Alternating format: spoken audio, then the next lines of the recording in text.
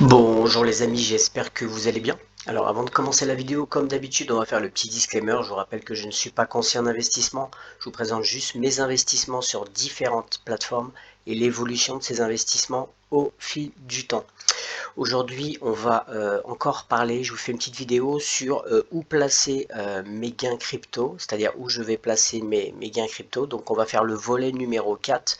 On est presque à la fin des volets, il en reste encore deux.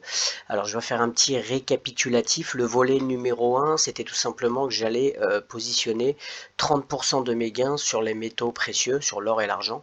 Le volet numéro 2, c'était tout simplement 30% de mes gains allaient aller dans les actions à dividendes et le troisième volet était 10% de mes gains iront dans une fintech qui gère des rendements avec la crypto-monnaie, avec l'intelligence artificielle et des traders qui est tout simplement Rain. Voilà, donc si on fait le total, on est déjà à 70%. Et là, je vais vous présenter tout simplement encore 10% de mes gains iront dans des plateformes de crowdfunding, puisque je suis investi depuis déjà pas mal d'années sur ces plateformes et ça fonctionne bien. Les rendements sont corrects et c'est quand même moins volatile et plus sécurisant que la crypto-monnaie. Bien sûr, vous verrez que les rendements, ça n'a rien à voir. Alors, on va commencer. Donc, j'ai quelques plateformes où je suis. Alors, vous verrez des montants. Il faut savoir que peut-être des montants. Il faut savoir que de toute façon, j'ai retiré pas mal puisque là, on est dans le secteur crypto. Donc, un peu tout ce que j'avais dans le crowdfunding est passé actuellement dans la crypto-monnaie et après, eh bien, ça va recirculer dans l'autre sens après le bull run. On va commencer par une plateforme. Au niveau des rendements, ça m'apporte à peu près entre 9 et 11%. Personnellement, c'est plus comme je fais de l'auto-invest, c'est 9%, 9,5% que ça me ramène par an. C'est tout simplement une plateforme qui vient de l'Est qui s'appelle Twino. Il faut savoir que c'est une plateforme lettonienne et qu'elle a une régulation par contre, donc elle est légitime, elle a une régulation FCMC lettonienne. Voilà.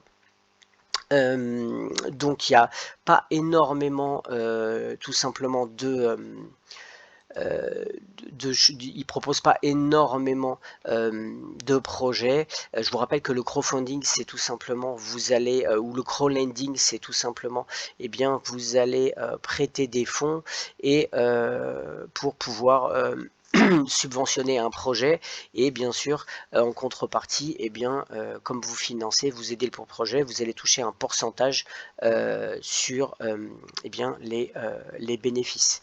Voilà. Alors là sur Twino, il n'y a pas énormément de projets. Moi personnellement, ce que j'aime bien, c'est que je le mets tout simplement sur Auto Invest. Vous voyez, je mets sur Auto Invest et je peux choisir aussi ce que je peux, les pays. On peut faire bien sûr des priorités, etc. On peut gérer un petit peu, mais je le mets sur Auto Invest pour pas me prendre la tête parce que comme ça, je suis un peu dans les premiers quand il y a un nouveau projet qui se met en place. Voilà. Donc on peut voir, on va aller sur le dashboard, vous voyez, bon alors vous voyez j'ai qui est 374,64 euros dessus. Voilà, mais ça me ramène à peu près 10%. Les projets sont souvent justement en Lettonie. On va regarder s'il y en a. Je pense qu'actuellement il n'y en a pas. On va regarder. Il y a un nouveau projet qui va arriver, c'est à Dana Street. Alors c'est beaucoup dans l'immobilier, hein, bien sûr. Et Allo Loft, voilà, c'est les deux projets qui sont. Et on voit là au niveau des retours entre 4 et 7%. Vous voyez là, c'est pas énorme, entre autres. Voilà, alors par contre il n'y a pas énormément de projets, c'est pour ça que moi je le mets en auto-invest, mais ça marche bien, ça fonctionne bien et surtout il n'y a pas de retard au niveau des paiements, il n'y a pas de retard. Moi j'aurais investi tout dedans donc il n'y a pas de problème. Voilà, voilà pour Twino. Donc les rendements sont pas exceptionnels, mais avec l'auto-invest et c'est du sûr, bah, ça vous fait, en tout cas moi ça me fait quelque chose sans en plus me connecter presque jamais dessus puisque ça tourne tout seul, sauf si je veux retirer quand je retire pour mettre sur par exemple la crypto-monnaie. Voilà, on va passer à un deuxième qui est assez intéressant, qui s'appelle Reinvest24. Alors là, c'est tout simplement dans des projets pareils, dans l'immobilier, mais aussi dans des business, et ça, je trouve ça vraiment pas mal pour Reinvest24. Et alors, ce qu'il faut savoir sur Reinvest24, c'est que alors là, les rendements sont plus importants, c'est souvent entre 12 et 15%. Et donc, vous voyez un petit peu le procédé, il faut vous inscrire, il faut faire son KYC, vous déposez, vous investissez, vous avez des intérêts, de l'argent versé pour le projet et le projet est financé. Alors, ce qu'il faut savoir, ce qui est pas mal, c'est que pour Reinvest24, eh bien, vous êtes actionnaire, c'est-à-dire que vous allez recevoir, en fait, vous allez investir dans des projets et vous allez tout simplement, ça peut être pas forcément de l'immobilier, c'est parfois des projets. La dernière fois, j'avais investi dans un projet où c'était une salle de gym, vous avez pas mal de projets, et en fait, ils vous versent chaque mois tout simplement un loyer, chaque mois mensuel, et c'est entre 12 et 15% annuel. Voilà. Donc en fait, on est un actionnaire et donc on est propriétaire là réellement d'une petite partie du bien. Et ce qui est pas mal dans c'est assez bien géré, le taux de défaut des paiements de loyer, c'est moins de 3%. Donc c'est quand même assez intéressant pour Reinvest 24. Voilà. Je vous invite à aller regarder sur le site. Alors par contre, au niveau des investissements, vous avez beaucoup, on va aller voir ça. Propriété. Ah, tous les projets sur le marché primaire sont actuellement financés, ouais. On va aller voir propriété. Voilà, ça c'est tout ce qui était avant. Eh bien, on peut voir un petit peu, voilà, les endroits. Donc, vous voyez les taux. C'est beaucoup en Estonie, en Moldavie, mais aussi il n'y a que d'autres endroits. Vous voyez en Espagne ici c'est l'Espagne. Là. Vous avez un peu de tout, mais c'est beaucoup Moldavie, je trouve, et Estonie. Mais il y a des projets. Vous voyez là c'est la salle de gym. Bon, ça c'est déjà fini. Tous ces projets sont déjà terminés, mais il faut bien sûr suivre un petit peu. De toute façon, quand vous êtes sur la newsletter, ils vous annoncent quand il y a les nouveaux projets. Là, vous voyez, c'est en Suisse, un appart-hôtel en Suisse. Actuellement qui a été vendu bien sûr. Voilà, beaucoup de projets, ça c'est pas mal. Voilà pour Reinvest24. Donc vraiment, ce qui est un avantage, c'est que bah, là vous êtes propriétaire d'une petite partie du bien et très peu de taux de défaut de paiement. Voilà, et communique aussi, c'est un loyer mensuel, ça vous ramène entre 12 et 15% annuel. On va passer maintenant à celui que je préfère, c'est Purbery, où là c'est du peer-to-peer, c'est on fait des prêts, ça peut être aux particuliers ou aussi à des promoteurs immobiliers par exemple.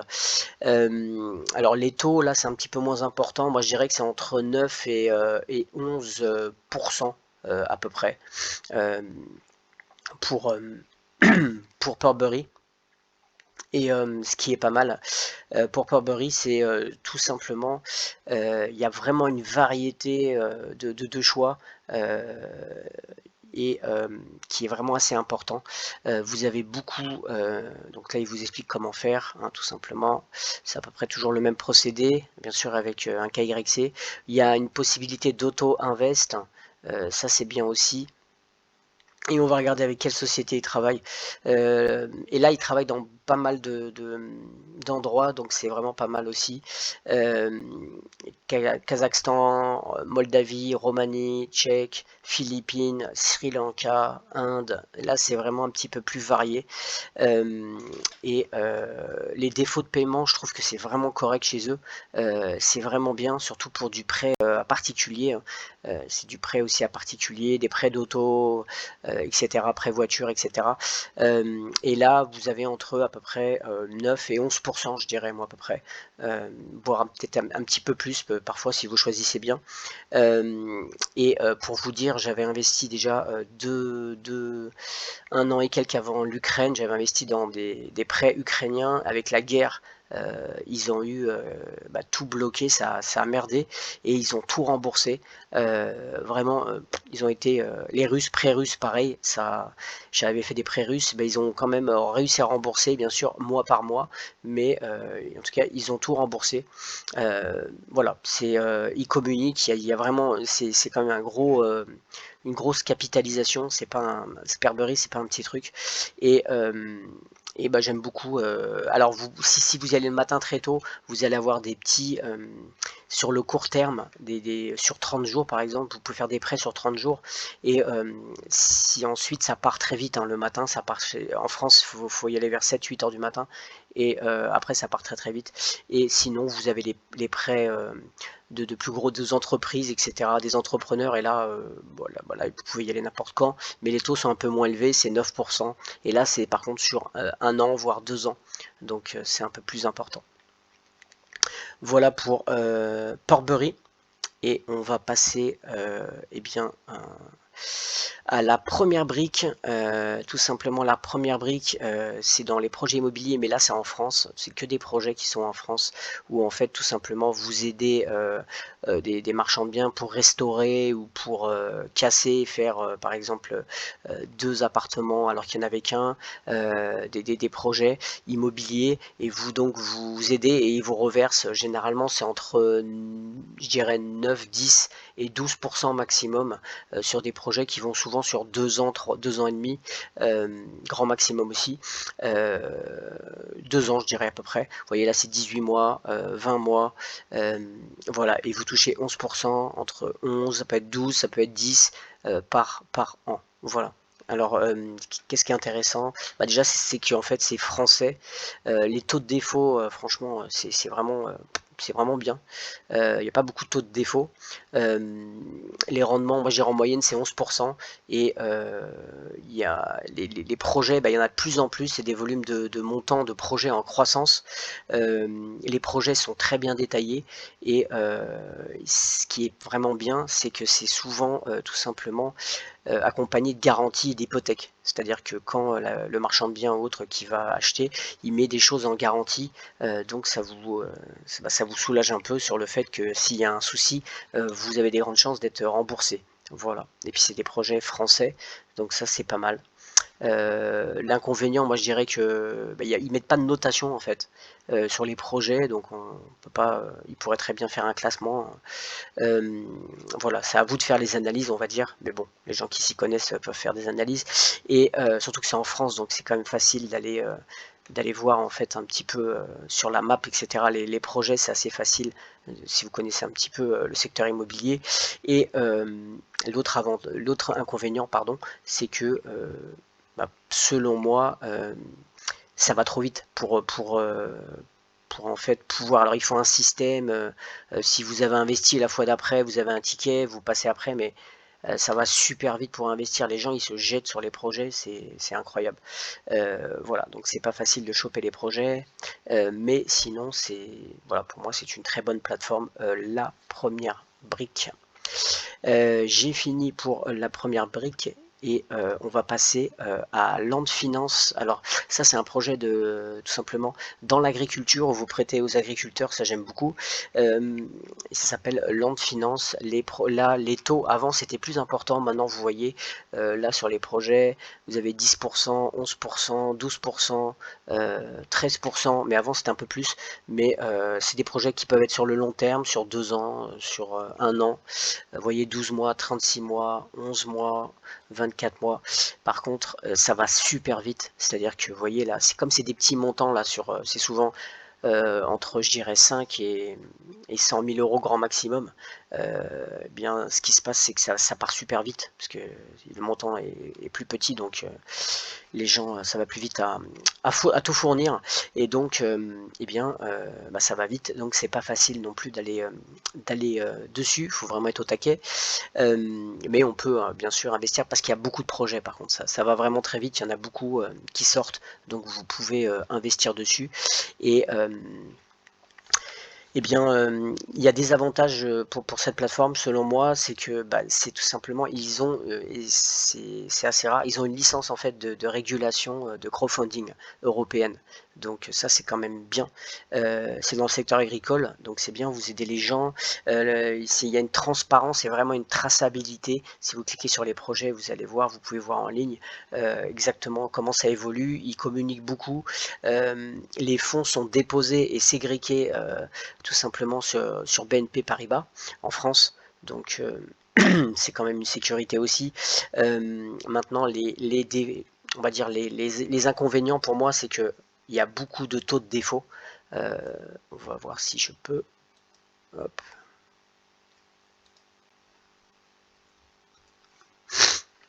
Voilà, on va aller sur mon. Voilà. Donc vous voyez, on va aller regarder mes investissements, vous voyez repayer, donc ça veut dire que ça n'a pas fonctionné. L'avantage c'est qu'il y a les agriculteurs, il y a vraiment un taux, il y a une hypothèque, souvent ils mettent des choses en hypothèque, donc ils arrivent à rembourser quand il y a un défaut. Vous voyez la défaut, repayé, là j'ai plus de 90 jours de retard, et celui-là il n'y a pas de souci, mais du coup il ne faut pas être pressé, c'est-à-dire que normalement c'est des paiements mensuels que vous avez, mais parfois c'est retardé, surtout actuellement depuis qu'il y a un peu la crise, c'est un petit peu plus dur, donc c'est un petit peu le problème. Si vous comptez avoir des revenus mensuels avec ça, comptez pas dessus. Normalement c'est effectivement, ça peut être repayé, mais il y a souvent du retard, c'est ce que je trouve. Il y a beaucoup de taux de défaut, je trouve, et beaucoup de retard. Mais par contre, c'est quand même assez intéressant si vous voulez toucher annuellement, on va dire. Il n'y a pas de problème de ce côté-là. Vous avez beaucoup de projets.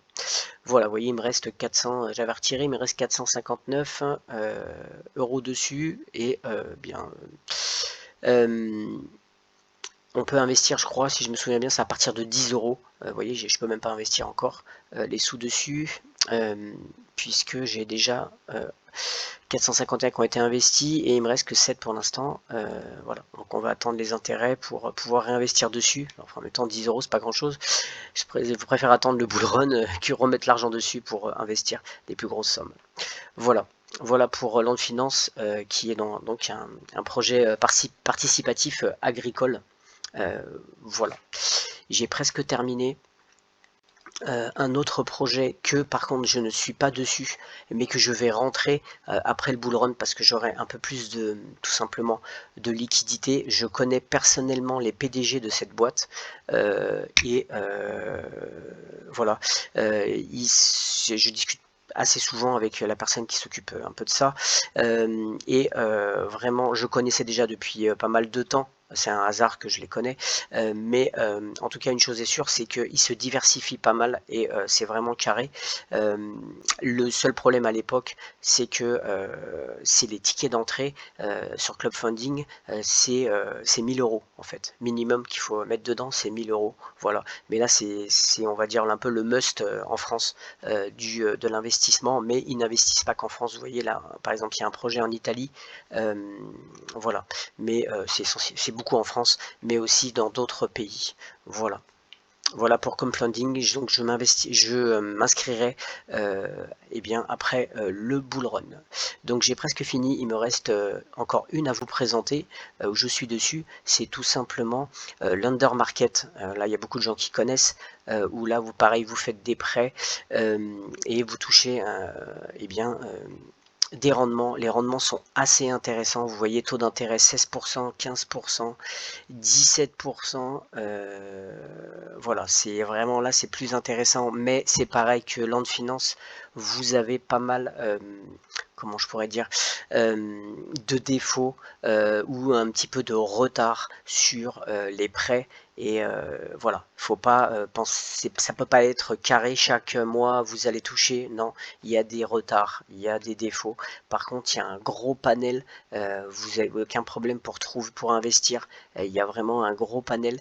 Et ce qui est vraiment pas mal, ce que j'aime chez eux, entre autres, je vais vous montrer ça, c'est tout simplement qui sont assez diversifiés. Donc vous voyez, ils sont beaucoup dans des pays de l'Europe de l'Est, en Espagne, et aussi QuickCheck, vous voyez, ça c'est plus en Afrique, au Nigeria entre autres, et Rapid Credit, c'est tout simplement en Amérique du Sud. Voilà, c'est en Amérique du Sud. Donc c'est pas mal parce qu'ils sont dans beaucoup de continents. Donc ça c'est vraiment une bonne chose. Voilà. Ah, eh bien, j'ai perdu la page. Ouais, j'ai perdu la page de petit incident technique. Non, c'est bon. Voilà, donc ça c'est pas mal, il y a vraiment beaucoup, en fait c'est géographiquement c'est bien. La liste des prêts, comme je vous ai montré, eh bien c'est vraiment, il y en a un panel, il y en a un paquet. Alors bien sûr vous avez des prêts à court terme, vous voyez ça c'est sur court terme, et plus vous avancez, plus vous avez du long terme aussi. Donc c'est pas mal, mais des défauts quand même, des défauts de paiement, du retard, voilà. Surtout qu'avec la crise qui arrive, je pense que ça va pas s'améliorer de toute façon. C'est pour ça que je ne mets que 10% dans le crowdlending, mais c'est quand même assez intéressant de positionner une petite partie, parce que c'est quand même des taux assez intéressants. Quand vous avez du 10% par an, bah, quand même, ça combat quand même l'inflation, entre autres. En tout cas, c'est mieux que de le laisser sur un endroit où vous avez 1% ou 2% par an. Voilà. Voilà. Et puis vous pouvez même faire en réinvestissant de l'intérêt composé, donc ça c'est pas mal aussi. Eh bien écoutez, j'ai fini pour tout simplement ce volet 4. Donc il y aura 10% qui seront dans le crowdfunding et le crowdlending. Vous avez d'autres participatifs agricoles, moi je suis là-dessus. Peut-être que comme je vous ai dit, je rentrerai sur clubfunding, mais il y en a plein d'autres, hein. Il y a prêter.com, vous avez bonprêt.com, vous avez Homunity, vous avez... il y en a énormément dans tout ce qui est le crowdfunding. C'est à vous un peu de faire vos propres recherches. Moi, personnellement, je parle que uniquement des plateformes où j'ai de l'expérience dessus. Voilà. Eh bien écoutez, j'ai fini. Il restera encore 2 vidéos puisqu'il reste encore 20% que je n'ai pas que j'ai pas encore annoncé où je positionnerai. Voilà, mais on a presque fini pour tout simplement le volet où placer mes gains crypto-monnaie. Voilà, je vous rappelle qu'il y a des liens en dessous si jamais vous voulez aller voir. Vous obtenez des bonus avec mes liens pour ces sites où je suis positionné dessus. Eh bien écoutez, si vous avez aimé, n'hésitez pas à liker, à vous abonner, laisser un commentaire. Si vous avez des questions, j'ai le Telegram. Et je vous dis à bientôt. Ciao!